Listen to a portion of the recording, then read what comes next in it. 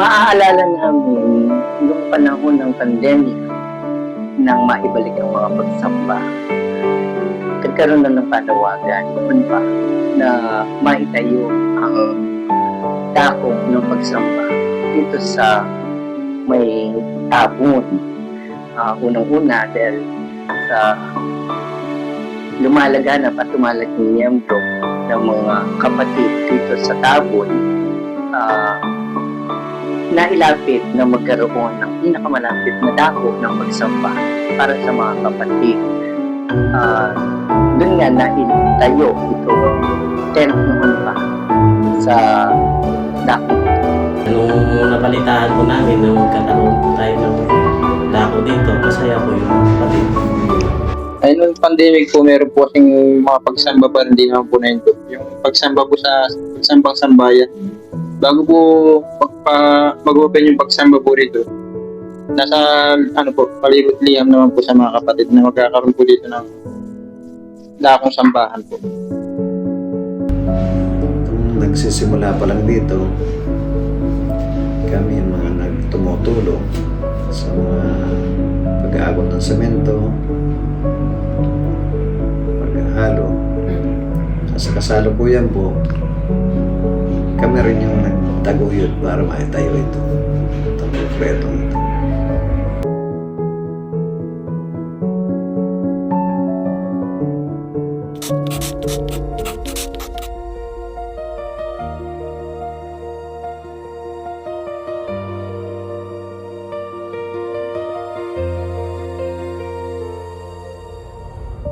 Naatasan ang kawan na pangunahan ang nasa tinatawag namin construction team.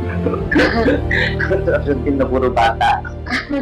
Pinagtiwalaan naman ako ng mga kapatid na ako yung manguna dito sa pagtatayo nitong kapilyo. Laging siya yung namin, pag halimbawa, meron talagang kailangan, i-consulta mo kay kawan, gawin natin ito, okay ba ito? Okay po, sige, gagawin namin.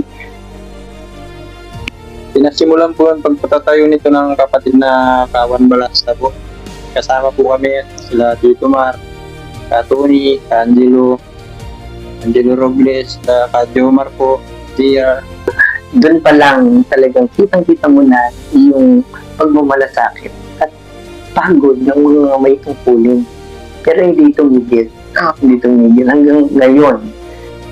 Sa pagtulong-tulong po ng mga kapatid po, nasaan po namin sana itong taon po na to. Baka sakali po matapos na po namin. Una, nagpapasalamat kami sa pamamahala na kinayagan din naman tayo at nakapagtayo ng mga ganitong istruktura na napayagan kasi pwede naman hindi nila sabihin na uwa kasi hindi pero pinahintulutan nila na maitayo ang dakong ito.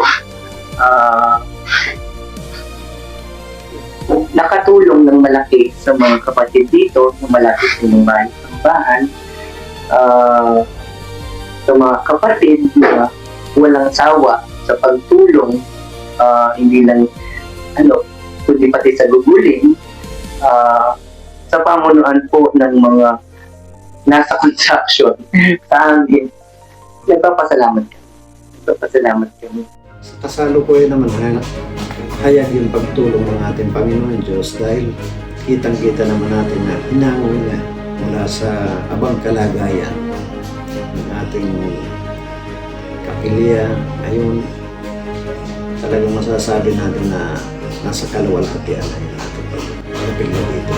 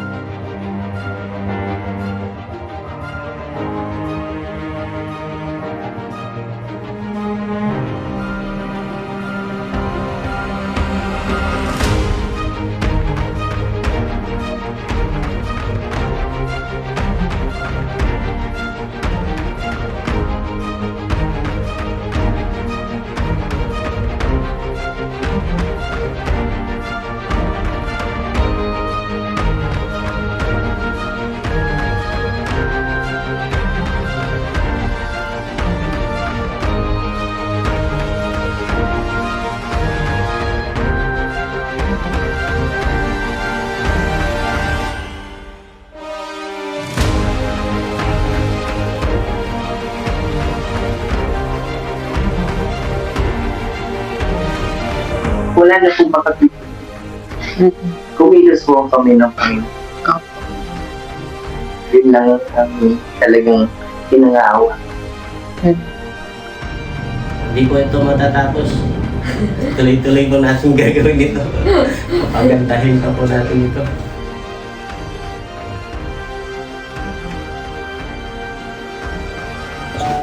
Kami po dito sa Dungan, lokal ng Mapalagat, Pampanga North, ay taos-pusong nakikipagkaisa sa pamamahala, lalong-lalo na sa pangangalaga at pagpapatibay sa aming mga kapatid sa kanilang mga pananampalataya.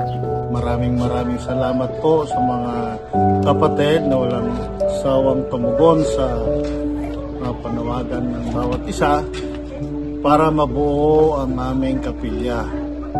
Siyempre, unang-una sa Diyos, salamat na marami, at saka sa buong iglesia, sa pamamahala, at saka sa lahat na may tungkulin dito sa Dungan.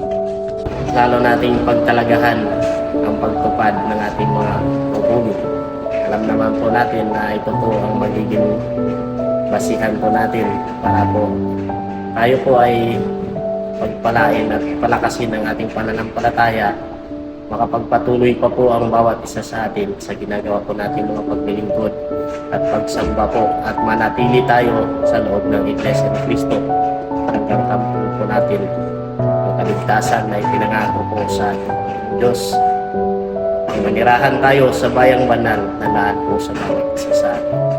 Sa awa at pag-ibig ng ating Panginoong Diyos, pinakinggan ang panata ng mga kapatid dito sa Purok 3 at 4 at hindi lang dako ang pinagkaloob sa amin, binigyan kami ayos na sa dakong sambahan. Salamat din po sa ating pamamahala sa pag-ibig po sa bawat isa sa mga kapatid sa dakong ito. Ngayon po ay sumapit sa ika-5 taon na anibersaryo mula ng matatag ang dako ng Dungan Tent. Happy anniversary sa inyong lahat mga kapatid! Hello po mga taga-Dungan. Ako po ay bumabati sa inyo ng happy anniversary po. Nawa ay patuloy po kayong pagpalain at papagtagumpayin po ng ating Panginoon Diyos. Mag-ingat po kayo. Hello po sa lahat po ng kapatid dyan po sa lokal ng Dungan. Salamat po at purihin ng Panginoong Diyos sapagkat napakaganda na po ng ating gusaling sambahan. Kita-kits po dyan mga kapatid kapag nangasiwa po kami. Muli po, happy anniversary po sa lahat. Sa lahat po ng mga kapatid at sa lahat po ng mga may tungkuli sa Dungan Extension, ako po ay buong pusong bumabati sa inyo ng happy 5th anniversary po. Sa lahat po ng mga kapatid at sa lahat ng mga may tungkulin sa Dungan Extension, kami po ay bumabati ng happy 5th anniversary sa inyo pong lahat. Naway mamalagi po tayong kaanib sa loob ng Iglesia ni Cristo na laging nakikipagkaisa sa lahat ng aktibidad na inilulunsad ng namamahala.